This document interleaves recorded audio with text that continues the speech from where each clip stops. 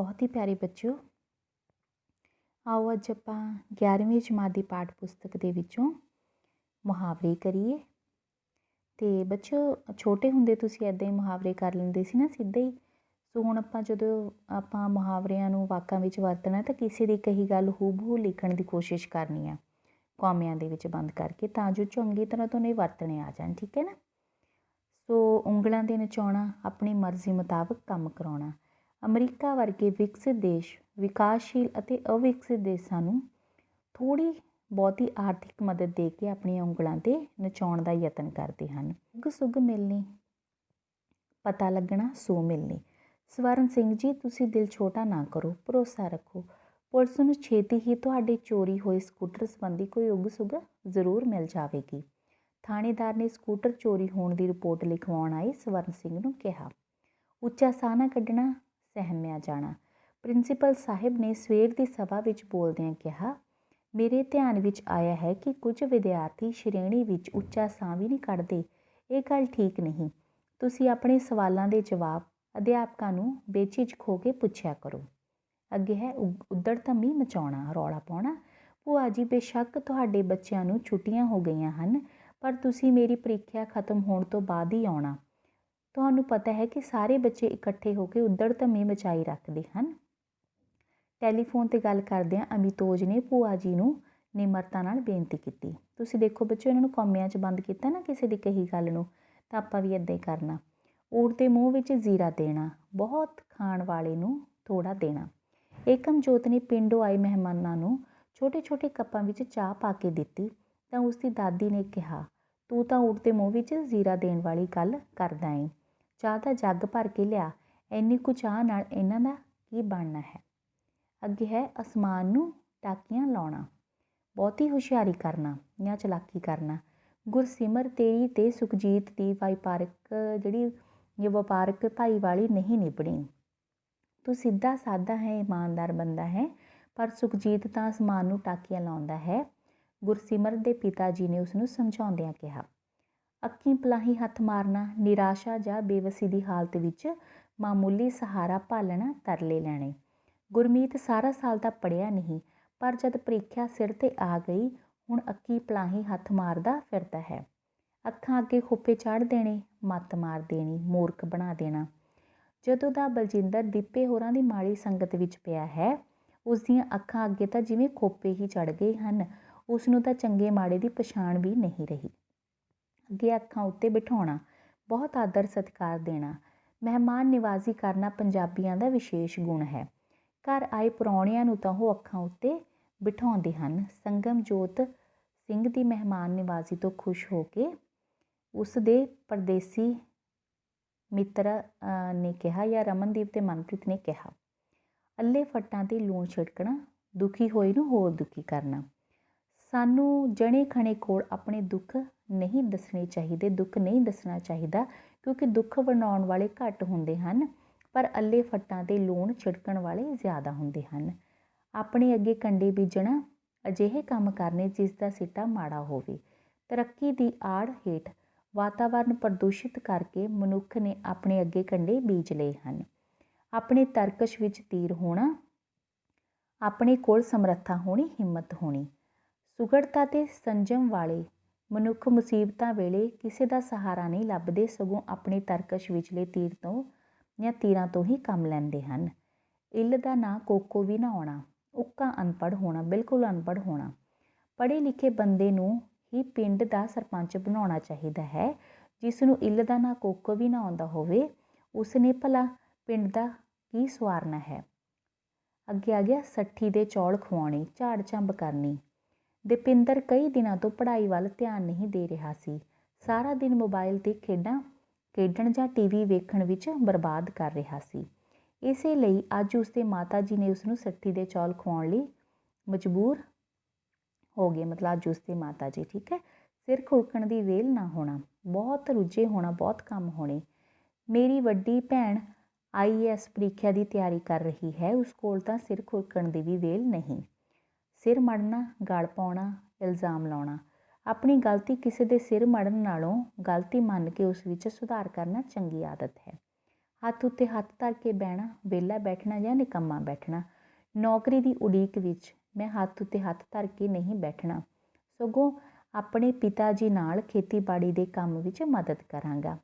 ਪੜ੍ਹਾਈ ਪੂਰੀ ਕਰ ਚੁੱਕੇ ਪੁਨੀਤ ਨੇ ਆਪਣੇ ਦੋਸਤ ਨੂੰ ਕਿਹਾ, ਹੱਥ ਵਟਾਉਣਾ, ਦੂਜੇ ਦੇ ਕੰਮ ਵਿੱਚ ਸਹਾਇਤਾ ਕਰਨੀ। ਜੇਕਰ ਨੌਕਰੀ ਪੇਸ਼ਾ ਔਰਤਾਂ ਦੇ ਪਤੀ ਅਤੇ ਬੱਚੇ ਘਰ ਦੇ ਕੰਮ ਵਿੱਚ ਉਹਨਾਂ ਦੇ ਹੱਥ ਵਟਾਉਣ ਤਾਂ ਜ਼ਿੰਦਗੀ ਵਧੀਆ ਗੁਜ਼ਰਦੀ ਹੈ।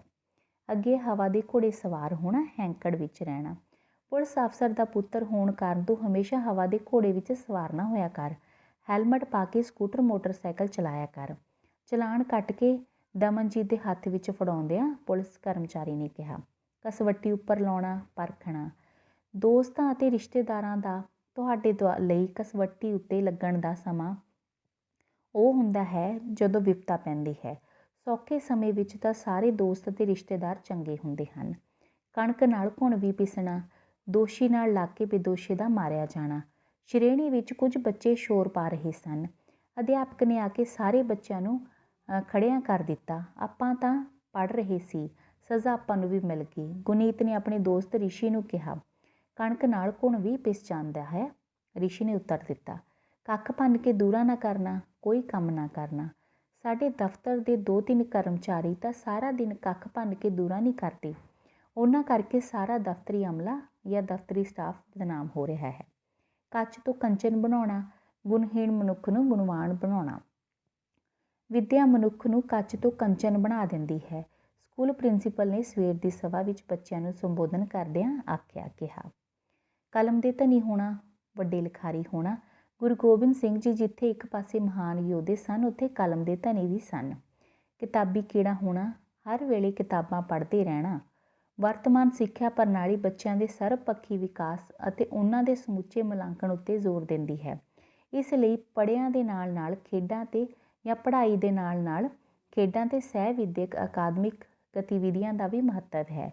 ਨਿਰੇ ਕਿਤਾਬੀ ਕੀੜੇ ਬਣਨ ਨਾਲ ਅੱਗੇ ਨਹੀਂ ਵਧਿਆ ਜਾ ਸਕਦਾ। ਕੁੱਜੇ ਵਿੱਚ ਸਮੁੰਦਰ ਬੰਦ ਕਰਨਾ, ਵੱਡੀ ਸਾਰੀ ਗੱਲ ਨੂੰ ਥੋੜ੍ਹੇ ਸ਼ਬਦਾਂ ਵਿੱਚ ਮੁਕਾ ਦੇਣਾ। ਚੰਗਾ ਪੱਤਰਕਾਰ ਬਣਨ ਲਈ ਕੁੱਜੇ ਵਿੱਚ ਸਮੁੰਦਰ ਬੰਦ ਕਰਨ ਦੀ ਸਮਰੱਥਾ ਦਾ ਹੋਣਾ ਬਹੁਤ ਜ਼ਰੂਰੀ ਹੈ। ਖਾਕ ਛਾਣਦੇ ਫਿਰਨਾ, ਬਹੁਤ ਮਿਹਨਤ ਕਰਨੀ। ਕਈ ਵਿਅਕਤੀ ਪਹਿਲਾਂ ਤਾਂ ਮਾਂ ਪਿਓ ਦੇ ਸਿਰ 'ਤੇ ਐਸ਼ਾਂ ਕਰਦੇ ਹਨ, ਪਰ ਜਦੋਂ ਜ਼ਿੰਮੇਵਾਰੀ ਸਿਰ 'ਤੇ ਪੈਂਦੀ ਹੈ ਤਾਂ ਖਾਕ ਛਾਣਦੇ ਫਿਰਦੇ ਹਨ। ਖੂਹ ਨਹੀਂ ਕੁੱਟੇ ਜਾਣੇ ਜਾਂ ਖੂਹ ਨਹੀਂ ਕੁੱਟ ਜਾਣੇ, ਧਨ ਮੁੱਕ ਜਾਣਾ। ਪੁੱਤਰ, ਭਾਵੇਂ ਤੇਰੇ ਪਿਤਾ ਜੀ ਬਹੁਤ ਜਾਇਦਾਦ ਦੇ ਮਾਲਕ ਹਨ, ਪਰ ਤੂੰ ਖੁਦ ਵੀ ਕੰਮ ਕਰਿਆ ਕਰ। ਵਿਹਲੇ ਬੈਠ ਕੇ ਤਾਂ ਖਾਦਿਆਂ ਖੂਹ ਵੀ ਨਖੁੱਟ ਜਾਂਦੇ ਹਨ। ਮਾਤਾ ਜੀ ਨੇ ਉਸ ਨੂੰ ਸਮਝਾਉਂਦਿਆਂ ਕਿਹਾ, ਖੂਨ ਸਫੈਦ ਹੋਣਾ, ਰਿਸ਼ਤਿਆਂ ਵਿੱਚ ਮੋਹ ਪਿਆਰ ਨਾ ਰਹਿਣਾ।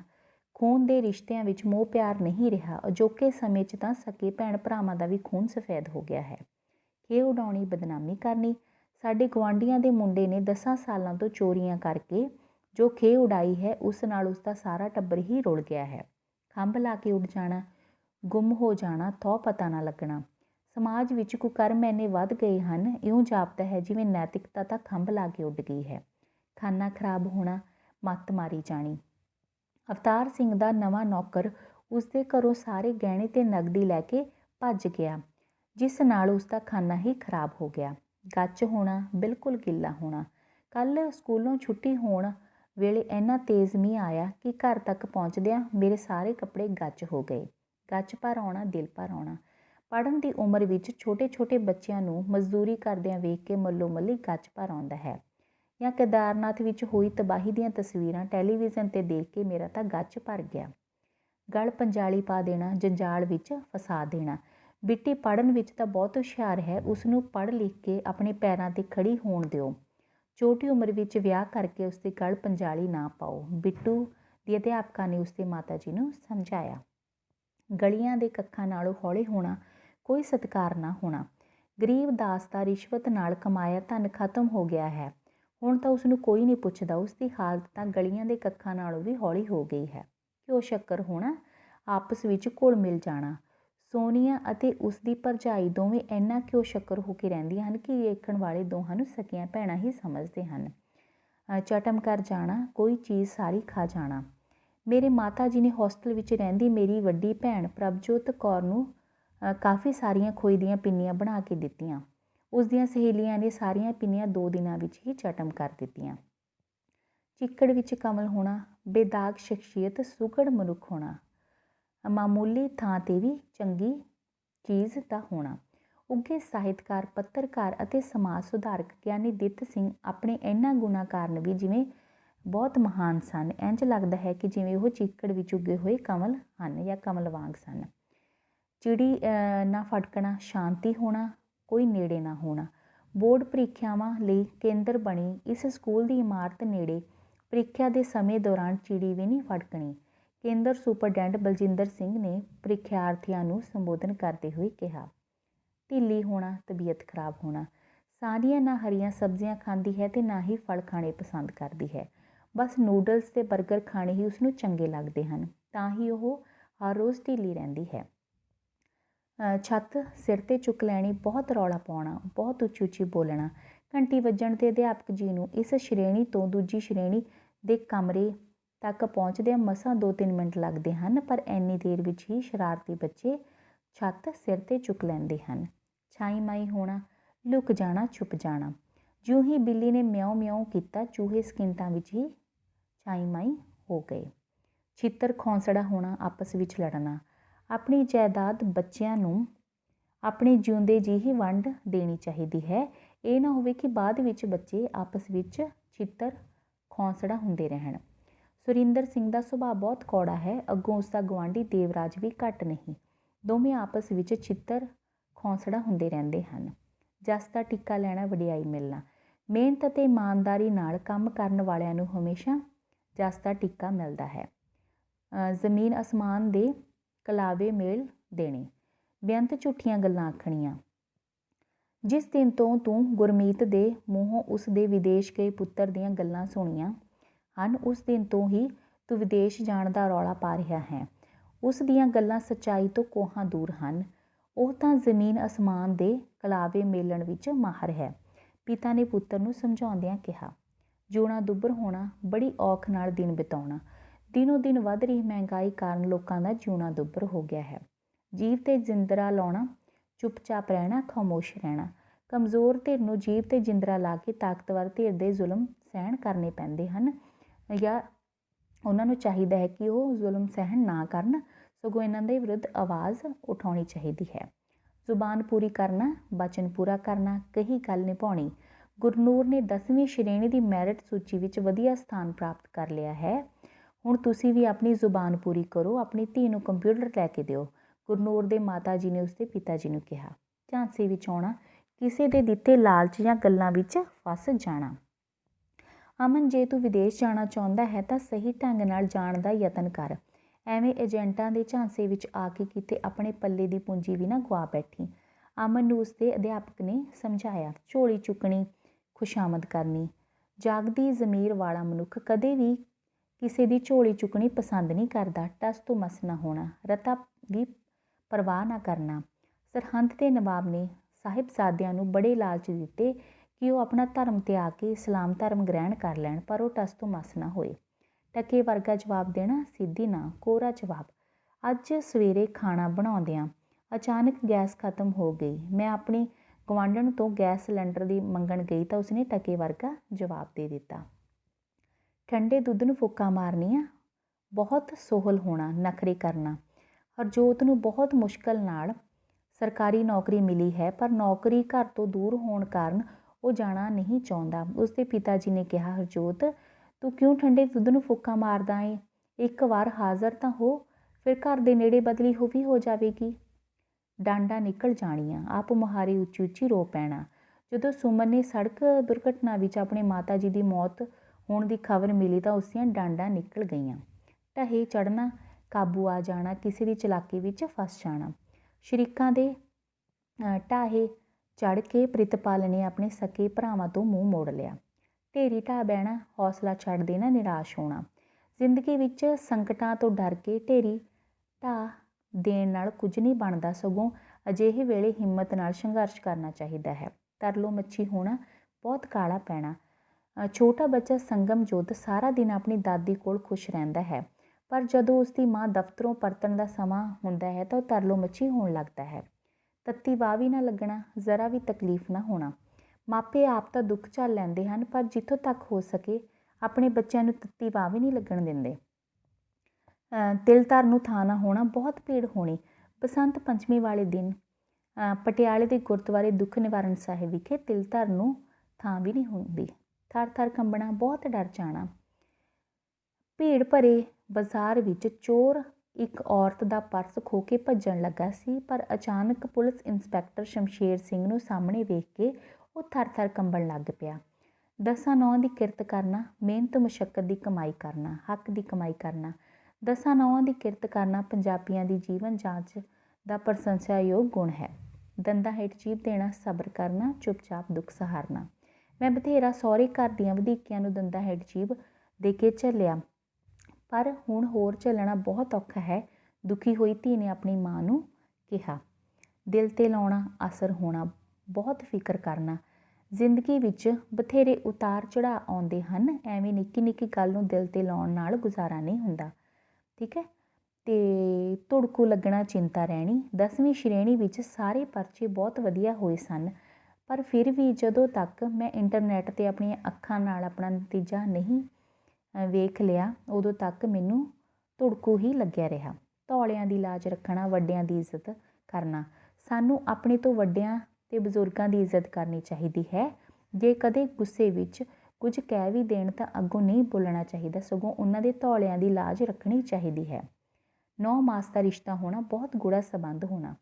ਪੰਜਾਬ ਵਿੱਚ ਹਿੰਦੂਆਂ, ਸਿੱਖਾਂ, ਮੁਸਲਮਾਨਾਂ ਅਤੇ ਜਿਹੜੇ ਈਸਾਈਆਂ ਦਾ 9 ਮਾਸ ਦਾ ਰਿਸ਼ਤਾ ਹੈ, ਇਹ ਕਦੇ ਵੀ ਟੁੱਟ ਨਹੀਂ ਸਕਦਾ। ਨੱਕ ਥੱਲੇ ਨਾ ਆਉਣਾ, ਬਿਲਕੁਲ ਪਸੰਦ ਨਾ ਕਰਨਾ। ਮਨਿੰਦਰ, ਆਪਣਾ ਸੂਟ ਖਰੀਦਣ ਲਈ ਤੂੰ ਮੇਰੇ ਨਾਲ ਬਾਜ਼ਾਰ ਚੱਲ, ਕਿਉਂਕਿ ਮੇਰਾ ਲਿਆਂਦਾ ਤਾਂ ਤੇਰੇ ਨੱਕ ਥੱਲੇ ਨਹੀਂ ਆਉਂਦਾ, ਮਨਿੰਦਰ ਦੇ ਮਾਤਾ ਜੀ ਨੇ ਕਿਹਾ। ਪਾਣੀ ਸਿਰੋਂ ਲੰਘਣਾ, ਅੱਤ ਹੋ ਜਾਣੀ, ਹੱਦੋਂ ਵੱਧ ਜਾਣਾ। ਗੁਰਜੀਤ ਨਸ਼ਿਆਂ ਦੀ ਦਲਦਲ ਵਿੱਚ ਬੁਰੀ ਤਰ੍ਹਾਂ ਫਸ ਚੁੱਕਿਆ ਹੈ।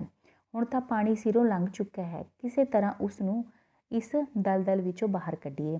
ਕਿਸੇ ਦੇ ਜ਼ੁਲਮ ਨੂੰ ਇਸ ਹੱਦ ਤੱਕ ਹੀ ਸਹਿਣ ਕੀਤਾ ਜਾ ਸਕਦਾ ਹੈ। ਜਦੋਂ ਪਾਣੀ ਸਿਰੋਂ ਲੰਘ ਜਾਵੇ ਤਾਂ ਫਿਰ ਜ਼ੁਲਮ ਕਰਨ ਵਾਲੇ ਨੂੰ ਸਬਕ ਸਿਖਾਉਣਾ ਜ਼ਰੂਰੀ ਹੋ ਜਾਂਦਾ ਹੈ।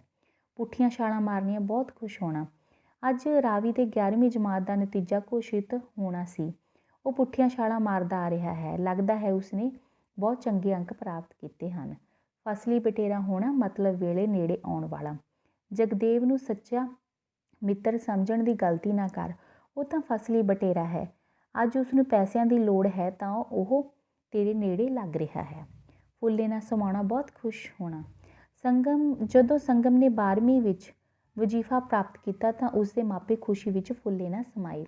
ਫੁੱਲਾਂ ਵਾਂਗ ਰਹਿਣਾ ਜਾਂ ਰੱਖਣਾ, ਬਹੁਤ ਪਿਆਰ ਤੇ ਲਾਡ ਨਾਲ ਰੱਖਣਾ।